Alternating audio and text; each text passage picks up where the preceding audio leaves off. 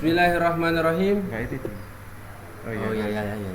Bismillahirrahmanirrahim. Assalamualaikum warahmatullahi wabarakatuh. Anak-anakku yang berbahagia, semoga sehat walafiat. Oke.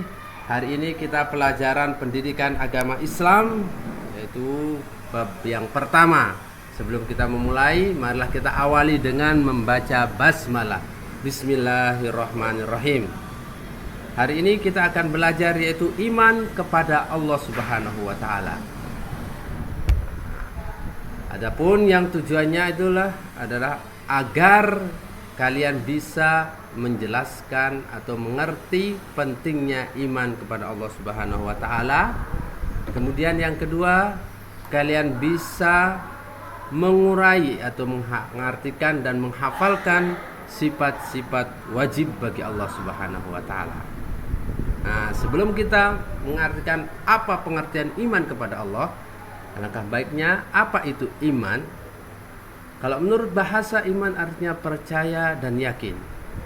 Keyakinan dalam hati, pengakuan dengan lisan, dan mengamalkan dengan perbuatan. Jadi, pengertian iman kepada Allah Subhanahu wa taala, keyakinan dalam hati yang teguh bahwa Allah Subhanahu wa taala adalah Tuhan yang Maha Esa, Maha Kuasa dan Maha Sempurna. Dan juga merupakan iman kepada Allah adalah rukun iman yang pertama. Adapun dalil-dalil tentang iman kepada Allah Subhanahu wa taala, yang pertama ada dalam Al-Qur'an, yaitu surat Al-Ikhlas ayat 1 sampai 4. Mungkin kita sudah sama-sama hafal.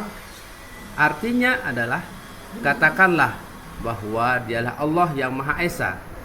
Allah tempat meminta segala sesuatu. Allah tidak beranak dan tidak pula diperanakkan, dan tidak ada sesuatu yang setara dengan Dia.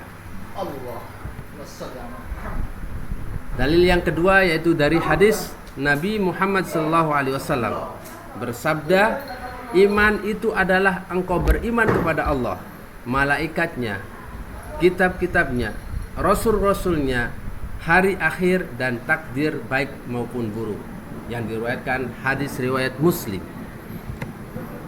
Adapun pentingnya manfaat dari iman kita kepada Allah Subhanahu wa taala, karena iman itu adalah dasar keimanan yang bisa membentuk akhlak yang mulia dan mendapatkan ketenangan hati. Nah, itulah tadi. Selanjutnya bahwa yang kedua, pengertian sifat wajib bagi Allah Subhanahu wa taala, yaitu sifat-sifat yang pasti dimiliki oleh Allah Subhanahu wa taala. Adapun yang wajib dimiliki oleh Allah adalah dan pasti ada 20 sifat wajib bagi Allah Subhanahu wa taala. Yang pertama yaitu wujud, yang artinya ada, qidam, yang artinya terdahulu, kemudian yang ketiga baqa, artinya kekal.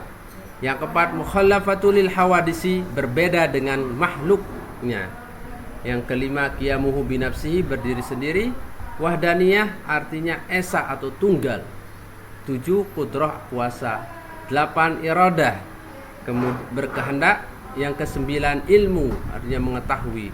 10, hayat, artinya hidup. Kemudian yang ke-11 artinya sama, mendengar. Yang ke-12, basar, melihat. Yang ke-13, al-kalam, berfirman.